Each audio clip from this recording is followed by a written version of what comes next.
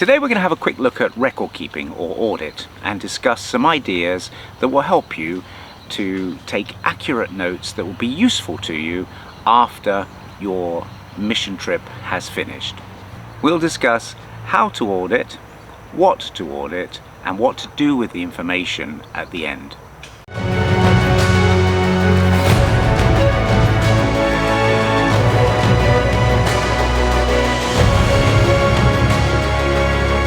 Today we're going to look at three simple areas where keeping good records will really drive improvements in the way that you manage your projects and the way that you move forward year on year. It's really easy when you get donated stock to send it all as it is straight to the country that you're going to be working in and try and sort it out when you get there. And what that often leads to is carrying around a lot of unnecessary items in your shipping or in the truck or aeroplane that you use to get to the village that you're going to work. A much better system, and it takes a little bit more time and you need to plan this before you go, divide your consumables into simple packets. Either put 100 sets together, which I think is probably too much, or the other way to do it is just to have 100 keratomes in one box, 100 crescent blades in another box, 100 Simcoes in another box, 100 Rycrofts, and you know exactly what you've got at any one time. When you get to the end of the trip, it's really easy. You just count the stock that you've got and you need to order or to add to that box whatever is missing. And that makes it really simple, really quick. You can audit your entire stock for the following trip in a couple of hours. There's not all that much stuff that we need to take. The value in recording information in this way, in simple chunks of 50 here or 100 here, is it gives you an idea of how fast you go through items. So for example, Rycrofts, we never reuse those. We need one for every single case. Viscoelastics, we never reuse those. But instruments can be used several times. Certainly things like speculum can be used over and over, and some of the toothed forceps, again, you'll get several hundred uses out of them if you really needed to. So you don't need to carry thousands of everything. We set up 10 trays for cataract, and that allows us to do other pathology as well. So the same tray as a cataract tray will easily do for pterygium. It's got way too many instruments on it, but every instrument you need will be on that tray. Again, skin tumors, if you're removing those, it'll be on your cataract set. So just make up 10 good cataract sets and then take maybe 5 spares of everything, and that's literally all you need to carry around. And if you keep that in one place, in one box, it's super easy. You get to your theatre, you take that box to the theatre, you clean it before you put it in, and then you can put the stuff straight out on the table in their individual packets. That makes it super easy to organize, to set up quickly. And then if you keep good records, every year you just have a simple list of what you need to add to it to make the next trip successful. So highly recommend good record keeping, and it all starts with recording at the beginning before you go, knowing what you actually have, the quantities of everything. The second area that I would like to talk about is pathology. So this is really useful for you as an organization, but it's also useful to share with other organizations as well. So it's just literally listing what you find. What are the causes of blindness in the area that you're working? And knowing this allows you then to plan services for the future. It allows you to plan for training of local doctors and other ophthalmologists that may be present depending on where you're working. And it allows you to gear up for subsequent years. So in Bolivia, for example, we have about 35% of our population has a pterygium. So knowing that, it's really helpful in when we buy our sutures to make sure that we always have plenty of 10O Vicryl.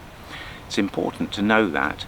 So if we're going to do 100 operations, we know that 35, 40 Vicryl sutures are going to be required for this campaign or for this particular trip. It's also useful to share. So this information you can send to local ophthalmology associations, you can publish it, you can do posters on it, and often it will encourage other specialists to come out of the woodwork and to volunteer with you. So knowing that pterygium is an issue and a blinding disease in Bolivia has led to a lot of corneal consultants volunteering to come with us, and they only knew about this because we shared the data of what we'd found. Glaucoma is a really interesting one.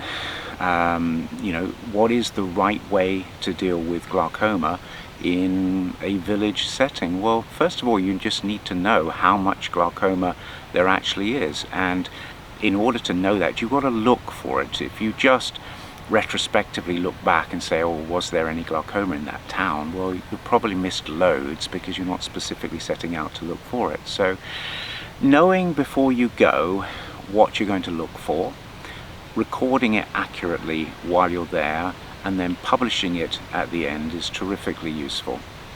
You need to record visual acuities at presentation. What can they see unaided? And then you need to record what they can see at the end of the surgery, and any complications that you had are also very well worth noting. Now, this is going to vary. It doesn't always mean because you don't get everybody to 6/6 vision that is wrong or bad at all. A lot of the outcomes that you're going to have will depend on the selection of the patients that you have. So again, using the Andean Medical Mission as the example, we are operating on perception of light, hand movement, 660 vision for 75–80% of everything that we do. And I'm not expecting 6/6 for everybody. In many ways, if you got 624 for somebody, you've got a life-changing result for them. To go from perception of light to being able to walk around to managing most tasks on your own is life-changing, not just for that person, but it releases all the carers in their family again to carry on and have their own lives. So the selection of your patients determines partly your outcomes. The experience of your surgeon will also determine your outcomes. When we take surgeons who've done 20 or 30,000 small incision cataract operations with us, we have lovely results.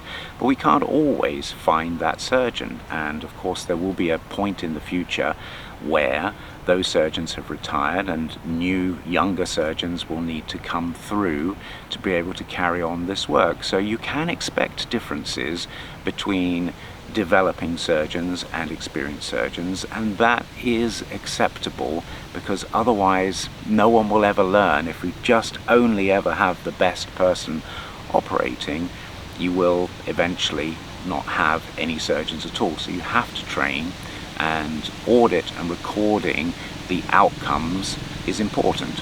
And of course the final part to this puzzle is spectacles. If you were to call this the 3S model, it's selection of patients, surgeons, skill, and spectacles. And of course if you refract, if you do good biometry and you refract at the end of it and give people glasses, then their visual outcomes are even better. And you need to record that. You also want to be looking at complications and auditing this, because it helps drive your training and it helps drive the building of your team for your next trip. So the perfect outcome is you have a patient with hand movement vision, you get 6/9, 6/6 vision the following day. They have a clear cornea, a well-formed AC and a round pupil, and the pressure is normal. That's perfect.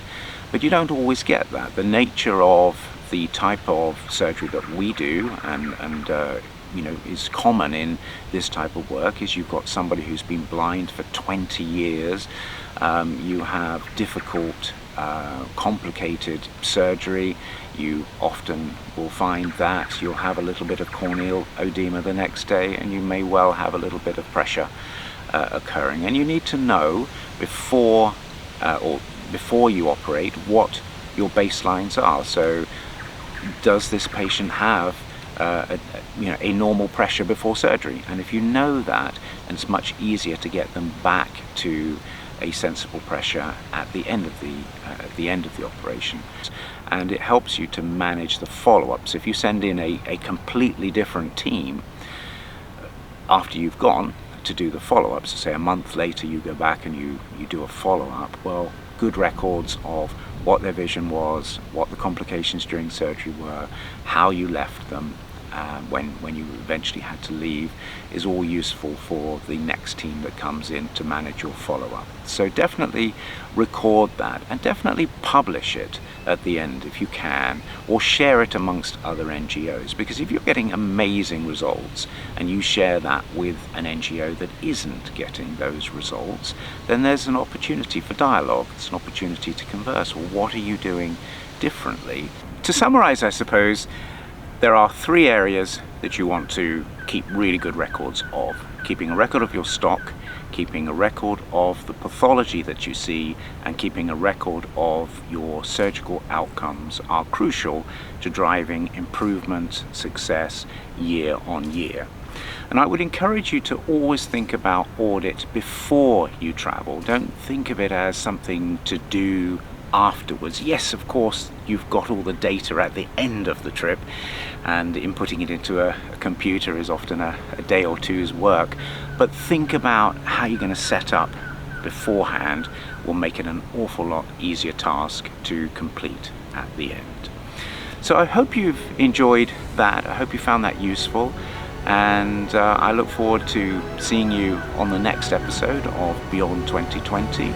If you want to comment below, please do. It would be great to have some input and thoughts from you. Please like and subscribe the series and share it with colleagues who you think might also be interested in this subject. And I'll look forward to seeing you on the next one.